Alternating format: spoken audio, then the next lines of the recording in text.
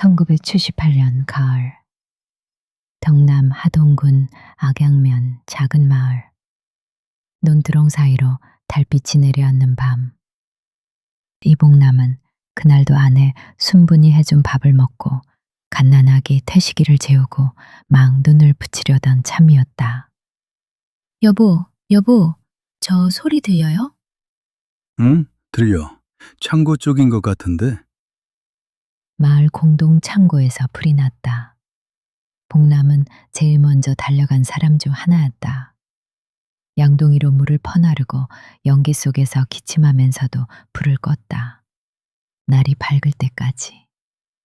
그런데 해가 뜨자마자 경찰이 마을에 들어왔다. 이봉남 씨요. 예, 접니다만. 어젯밤 창고방화 혐의로 동행해 주셔야겠습니다. 예? 방화요? 내가요? 나는 불 끄러 갔는데요. 마을 사람들이 다 봤지 않습니까? 목격자 진술이 있습니다. 따라오세요. 여보, 이게 무슨 일이에요? 우리 영감이 왜요? 왜? 순군아, 울지 마, 울지 마. 곧 온다, 곧 와. 나 아니다. 나 진짜 아니야. 태식이 잘 부탁한다. 봉남은 그날 이후 15년 동안 집에 돌아오지 못했다. 곧 돌아온다는 말은 거짓말이 됐다. 나 아니라는 말도 아무도 들어주지 않았다. 목격자는 마을 유지 박판석이 시킨 사람이었고 수사를 맡은 윤영사는 박판석에게 돈을 받은 사람이었다. 그리고 봉남의 땅은 그의 겨울 박판석의 이름으로 넘어갔다. 불은 꺼졌는데 그 사람 인생은 그날부터 타기 시작했다.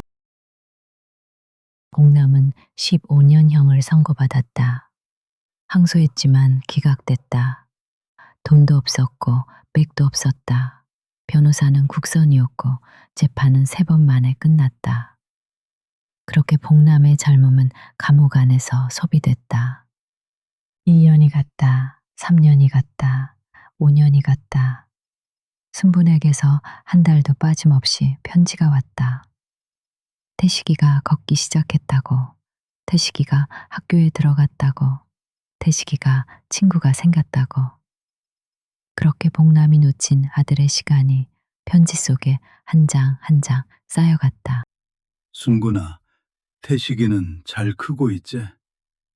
봉남이 감옥에 들어온 지 10년째 되던 해, 옆방에 3사람이 들어왔다. 이른이 넘어 보이는 노인이었다. 이름은 정달수, 하동 사람이었다. 어르신, 하동이요? 저도 하동 악양 사람인데. 악양? 이봉남이라고 혹시 아나? 제가 이봉남인데요. 자네가 이봉남이여. 내가 자네한테 할 말이 있어. 나 오래 못 살아. 그래서 이 말은 죽기 전에 꼭 해야 쓰겄어.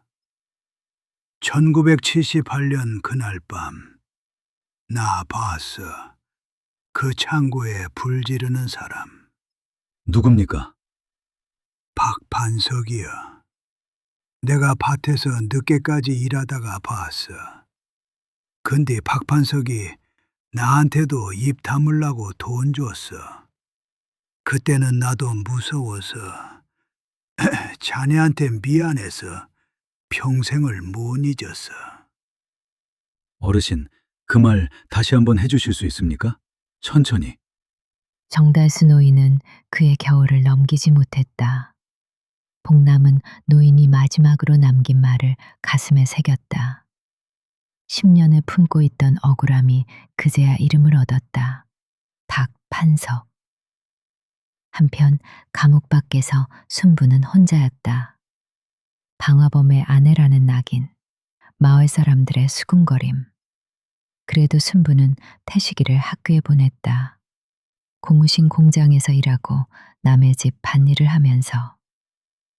봉남 씨, 당신이 안 했다는 거 나는 알아요. 세상이 다 뭐라 해도 나는 알아요. 그러니까 버텨요. 나도 버틸게요. 순부는 단 한 번도 편지를 거르지 않았다. 15년 내내 한 달도 빠짐없이.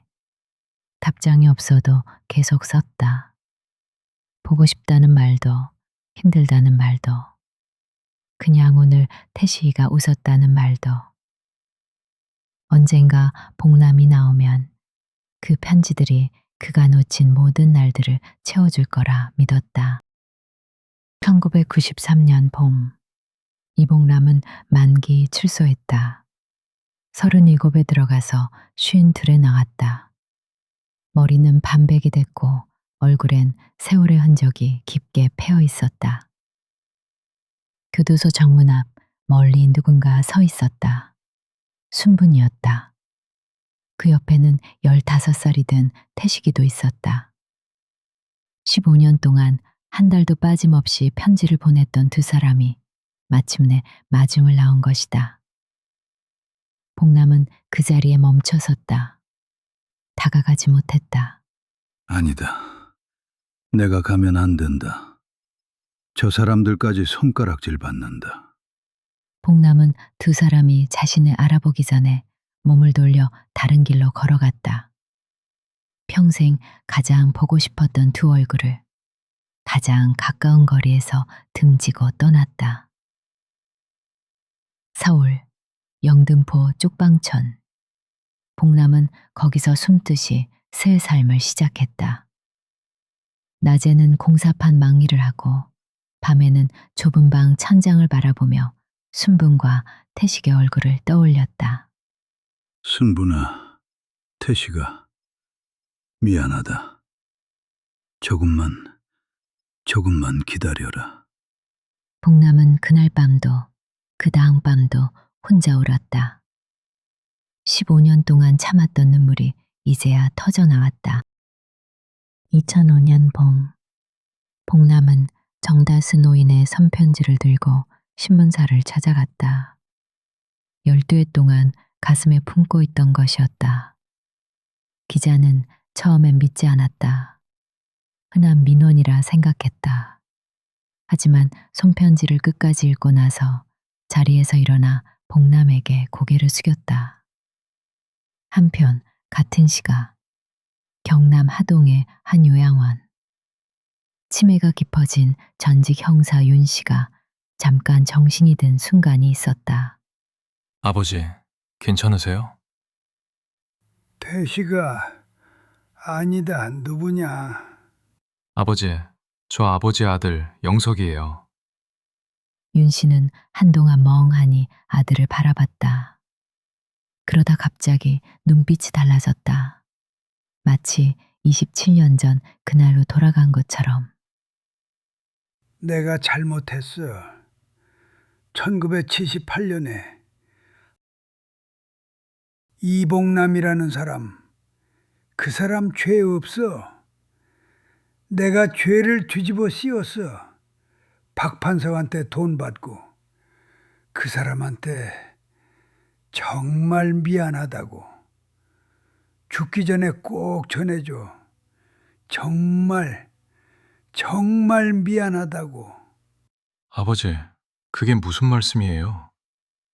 영석은 그 말을 휴대폰으로 녹음했다. 자신도 모르게 손이 먼저 움직였다. 그리고 그 녹음을 며칠 동안 다시 들어보지도 못했다. 아버지는 평생 존경받는 형사로 살았다. 퇴임식 때 받은 표창장이 아직도 거실에 걸려 있었다. 그 명예가 자신의 명예이기도 했다. 이걸 누구한테 보여준다고. 이미 다 끝난 일인데. 아버지는 이제 살 날도 얼마 안 남으셨는데. 그러다 신문에서 복남의 이야기를 봤다. 28년을 기다린 한 남자의 얼굴. 아버지가 평생 쌓은 거잖아. 근데 저 사람 인생은 어떻게 되는 거야? 그는 며칠을 더 망설였다. 그리고 결국 그 녹음을 다시 꺼내 들었다. 영석은 그 녹음을 신문사로 보냈다. 자신의 손으로 직접. 기자는 정달수 노인의 손편지와 영석이 보낸 녹음을 나란히 놓고 읽었다. 두 사람이 전혀 다른 곳에서 전혀 다른 방식으로 같은 진실을 말하고 있었다. 2006년 봄 기사가 났다. 1978년 하동 방화 사건 28년 만에 진실 드러나다. 방화범의 실명도 공개됐다. 박판석 80대 노인이 된 마을 원로.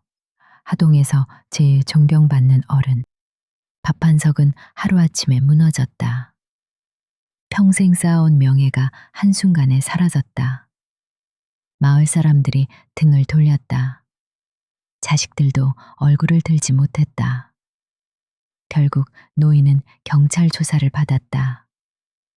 복남은 그 뉴스를 쪽방 작은 TV로 봤다. 소리를 죽이고 눈물 한 방울 흘리지 않았다. 그냥 오래오래 창밖을 바라봤다. 됐다. 여보세요? 태식아. 아버지예요? 나다. 어디 계세요? 지금 어디 계세요? 이튿날 태식이 찾아왔다. 서울 영등포 쪽방촌, 복남이 12년을 살아온 방. 태식은 문 앞에 서서 방 안을 보더니 말을 잇지 못했다. 아버지, 이런 데서 사셨어요? 괜찮아. 나는 괜찮았어. 아버지, 저 몰랐어요. 진짜 몰랐어요. 아버지가 억울한 거 몰랐어요. 부끄럽다고만 생각했어요, 아버지를. 죄송합니다, 아버지. 죄송합니다. 동남은 아무 말도 하지 않았다. 아들 곁에 천천히 앉아서 아들의 등을 손으로 토닥였다. 처음으로 만지는 아들의 틈이었다. 됐다. 됐어. 아버지도 미안하다. 너무 늦었지. 너무 늦게 왔지. 두 사람은 한참을 그렇게 있었다. 아버지와 아들, 28년 만의 포옹이었다. 김남에게는 단 하루도 길었다. 아들과 며느리, 손자와 함께 하동으로 내려갔다. 가장 먼저 찾아간 곳은 순분이 사는 작은 집이었다. 어머니, 손님 오셨어요. 순부는 마루 끝 창가 의자에 앉아 있었다. 머리가 하얗게 센 작은 노인. 복남을 보더니 한참을 바라봤다.